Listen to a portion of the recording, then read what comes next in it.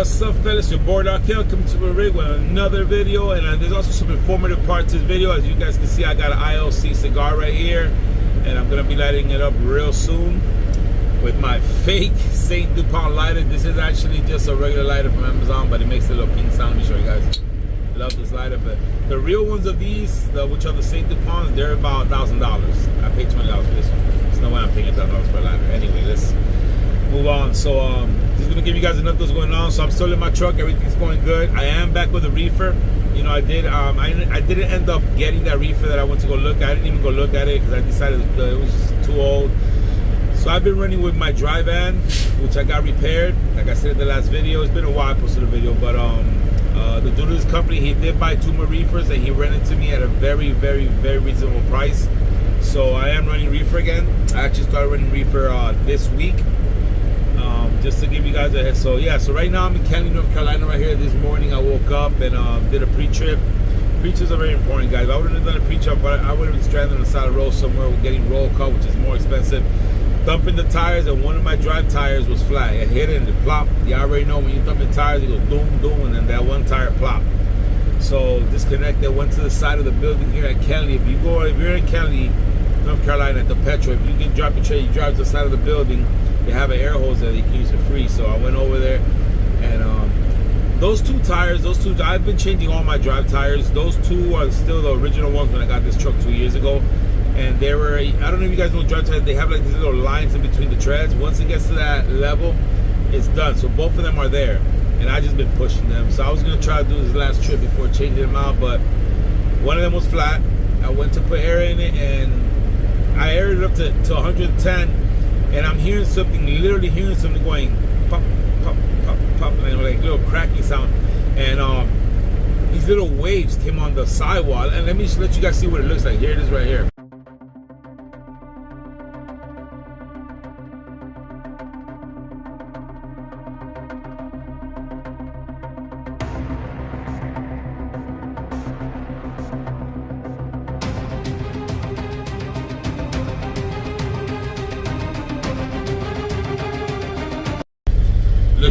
Looks crazy. So the sidewalls have like these waves on them, and I've never really seen that before. So I asked the tech inside. I said, "Hey," he's like, "Oh, your sidewalls are. That's it. That tire's about to blow." I'm like, "Okay, well, you know, it is what it is." So what I did was the wait over here at the Petro was 6 hours. So here's informative stuff, guys. If you're ever at the Petro in Cali, North Carolina, the real nice big one, the Chrome Shop, and they tell you that the wait time is hours and hours long. If you go 1 mile south on 995 to exit 105, I think it's called Begley Road or something like that, they have a Boss shop over there. I went over there was no wait time, got in, and they had the tires. Here they had the tires with tax and everything, like $300 for a used tire almost. They tell you it's like $260, but when you factor in the taxes and all that crap, it's like $300. I got $360, I got new tires at this place over there. So I drove over there, got 2 brand new tires put on the truck, and that's what it is, you know. So yeah, man, I'm also, you know, so I'm also tell you guys something. So, you know, I'm just here. I'm actually loaded with the reefer. I'm back with the reefer. Like I said, he gave me a reasonable price. I said I was gonna go look at a reefer, and I never went and looked at it. I just thought about it. The trailer was too old, and you know, with reefers you don't want to deal with that. So I just been working with my dry van. You know, you guys know I said in the last video that we got my dry van fixed up, new doors, new airbags, all that stuff. But I want a reefer because the reefer rates are great, and I've been back in my truck. You know, my old cooler went bad on my truck, and I had to park, drove this truck for a while. And so I've been back in my truck already for about, I would say like a month and a half now. And I've been running with water and soap. So for the first 3 weeks, I ran with water and that Dawn dishwashing soap. That's the stuff right there. You get an oil cooler goes bad, you want to run you fix your oil cooler. You don't want to put coolant in there. Your system's all dirty. You want to run it with some Dawn and water, some Dawn soap and water. I ran it like that for 3 weeks. So I would go out 1 week, run it with Dawn and soap, come home, drop that, put new water in it, Dawn and soap, run it like that. The 3rd week did the same thing. By the 3rd week, it was already looking clean. But I ran it 1 more week like that. And when I got back, I was gonna do some short runs right before Halloween. So it was like a total of 200 miles. So I dropped that water and soap and filled it with 2 gallons of degreaser, some of that Purple Power, and then just threw then 10 gallons of water. And I did those runs with that. Got home, and then Monday morning before starting my next week, it was the week of Halloween, Monday morning, which was the 30th of October, I dropped the degreaser in water, topped it off with water, idled it for a while, and dropped that water just to clean out all that degreaser out of it and stuff. And then went ahead and put in the 12 gallons of coolant. If you guys don't know, my International 200i takes 12 gallons of coolant, and I put a new coolant filter as well. Very important, guys. People forget that we have oil, we have a coolant filter as well. You don't change it all the time like you do with oil change, but at least once a year is going to change it. A lot of people forget about this. That one on this truck was on there forever. But since the oil coolant bad, I went ahead and changed it. I put a new new coolant filter, 12 gallons of coolant, went to go pick up my load, and was idling in the door at the Quaker, which is the Pepsi in Lakeland, and truck shut off light came on, the red light, and engine shut off and just turned off on me. I'm like, what the hell? Get out the truck, all my coolant's on the floor. So I'm like, why? Why did this truck just wait for me to put the coolant in there, and then the water pump went bad? So a lot of people can say the water pump probably went bad because the degreaser does do that. Maybe what I should have done was just run it for 2 hours. I did run 200 miles with degreaser in there, and I figured, damn, 2 gallons of degreaser and mostly water. I thought it would dilute it, but degreaser could eat out your seals, like dry them out. Point is, water pump went bad on me right there. I had to get towed to the shop. My truck wouldn't turn on, because you guys know that when your truck shuts off because of low coolant, you can unplug the sensor off the reservoir. Here's informative stuff, guys. You can unplug that sensor from the reservoir, and you can unplug that and just bypass it, and your truck will stay on, so you can get it. So, but I will turn the truck on, and it will shut back off. Like there was a spigot there at the place, so I topped it off with water. I was just trying to get it turned on, so I was only like 30 miles on the road to my shop. So I was trying to just get it started, and I had like 10 gallons of water so I could make it over there. And it would turn on and shut back off. So if you're having this problem, you have a Cummins ISX, like mine's a 2007 Cummins ISX, the older model ISX. You turn on the truck, it shuts off again. Even though you already got the water above the level, you got that bypass, all that. My problem was that when the computer sent the message to the fuel shutdown valve, there's a solenoid, a fuel shutdown valve solenoid. That thing's $140 at the international dealer. That thing went bad on me, and there was no way for me to know. So we had to get towed to the shop, got the new water pump on there, filled it with water, and it was still shutting off. The computer on it, and found out that it was that solenoid. We got it on, problem solved. So back on the road, guys, and then, like I said, yeah, everything was going good, and now the tire was bad.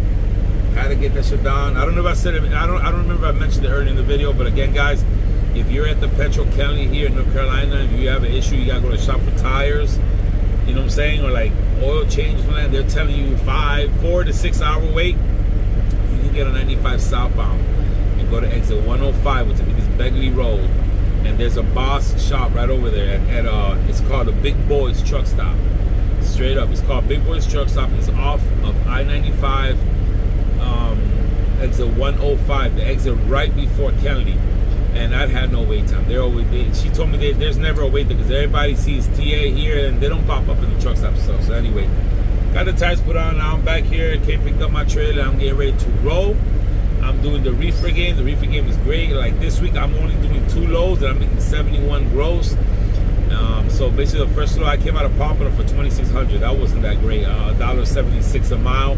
But out of Florida, it's not bad. Going over to Andover, Mass. Then I'm picking up a load in Taunton, Mass. There's 3 different stops, 3 different pickups. Then it has like 9 deliveries. It runs all the way from Friday afternoon, and then I finish Tuesday morning. So it's like a weekend run. But it's only got a total of 1,350 miles total. That's it. So with the empty miles is like 34. Let's just say 1,400 miles total, empty and loaded for a weekend run. $4,500. I mean, that's reefer right there. That's reefer stuff. So it's not that bad. So gonna finish out pretty strong this week, which is good because that bill was like freaking $900 to get those tires done. So anyway, guys, just touching base with you guys. These guys know what's going on. So remember, if you guys are in Petro Kelly, North Carolina, they're telling you trying to get a PM done or getting a tire done, and they're telling you the wait is ridiculous. But 1 mile down the road to exit 105, Begley Road right there, the Big Boys Truck Stop. They got the Boss shop right there. They'll take care of you. They're almost always empty. And that's what it is, guys. Features are very important, man. So right now we're gonna go ahead and light up the cigar with my fake Saint Dupont lighter, guys. This lighter right here. You guys listen for the ping. I love these lighters, man. I love that ping. The original, the real authentic lighters that do this. The Saint Duponts. you're not a cigar smoker, you're not gonna know what I'm talking about. But if you're a cigar smoker, you know the Saint Dupont lighters. They got like the wheel right here. You know, you light it up. You know, you just light them up. You just spin that wheel, you know, to light them up. The original lighters, they're about $1,000. So you can find them used for like $300, and it's gonna be the ones with gas. I don't like those, but the new ones that have the, you know, the butane egg, they're about $1,000 or more.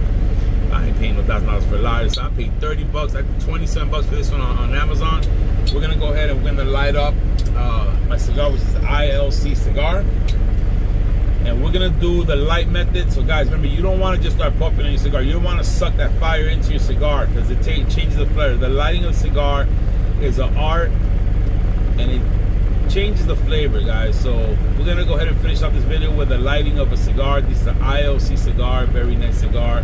I got the V cut on there. You can see right there is a V cut. And the trick is, you want to just toast it. You want to light it up before you puff on it. If you're patient, patience is good. If you're patient and you wait and you light this up properly, your palate will reward you. The flavors you're gonna get are great. You can do this as well with the flame torch lighter. You want to be at a good distance and just let the heat of the torch touch it, and you want to light it slowly. You want to you always want to toast from the outside in or in out. But you want to make sure that you're not putting the fire on it. You're letting the heat, the part that you cannot see the fire, do its work, and just let the cigar light. We're just gonna light this thing up patiently. $1,000 for a lighter. What do you guys think about that? $1,000 for a Saint Dupont. You don't believe me? Look it up. Saint Dupont cigar lighters. Look them up. They're about $1,000. The older ones you can buy for like $300, $400, $200. You know, used. But they're the gas ones that you gotta fill up. I don't like those gas, because that also changes the flavor of cigars. Because if you ever had those Zippo lighters that have gas, that you fill up with the little gas in the back with the cotton, you could actually smell that gas burning, that kerosene, I think is what it is, or whatever it is. It's nasty. I like the butane. It's a cleaner light. It's still a gas, but it's a cleaner light. So you want to be patient with it, guys. You want to let that sucker turn on. You know what I'm saying? I do a little spinning thing. It basically just puffs up with the lighting process. So this cigar is almost lit. It's almost lit. We want to toast it real well. You guys can see already it's lighting up. Once you got it lit, you can always take a hit on it, you know. This is with the soft flame. You light it up with the soft flame. I'm gonna go ahead and finish lighting it with the torch so we can kill two birds with one stone. So you can literally just sit here and light it like this. Just stay off the flame and let the heat light it up. And if you don't have a soft flame, you only have a torch, you can also just use a torch lighter. See it closer, you see the torch. And you don't want the torch to hit it. You want to stay away from it just enough so you'll see it get ready. Now this is a lot more faster. This is a lot more faster. I like to burn the edges too around like this. Get it nice and toasty. You know what I'm saying? This works a lot faster, but again, you don't want to be on it like this. You want to be away and just let the heat of the flame. You can't really see the flame on the cigar lighter. This is actually a real good. This cigar is like a $40 lighter that I have right here. This is one of these. These are the jet fuel lighters. They're good. So yeah, gonna light it up here. It's not one of those fancy Calibris or nothing like that, but you can see now this cigar is pretty much lit and it's ready to be enjoyed. Now when you take that first pull, you're not pulling fire in there. It's gonna be a straight up already lit cigar.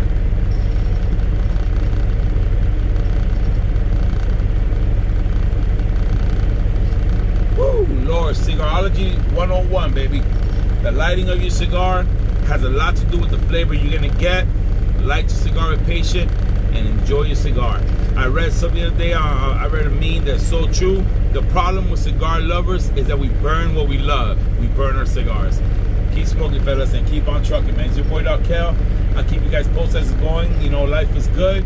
Things happen. When bad things happen, praise God. God is good. And we're just going to keep on, put your trust in Him. We're going to keep on trucking. And I just hope that everything goes good. We're in the holidays. We just had Halloween. It was great. I didn't do a Halloween video this year. But I will be doing a Thanksgiving video. And I'll do, you know, obviously a Christmas video. So that's what it is. Your boy, Doc Kel. I'm going to keep on trucking. I'll keep you guys posted what's going on with the International. I am going to do a video about the International. I did lose my wings when I was getting told. The wings, the top part of the wings came off, so I just removed them, and I actually like how it looks better. So I'll let you guys see that in another video. It's your boy, Doc Kel. Live life, enjoy enjoy life, man. You know, work to live. Don't live to work. So better catch you guys in the next one. Peace.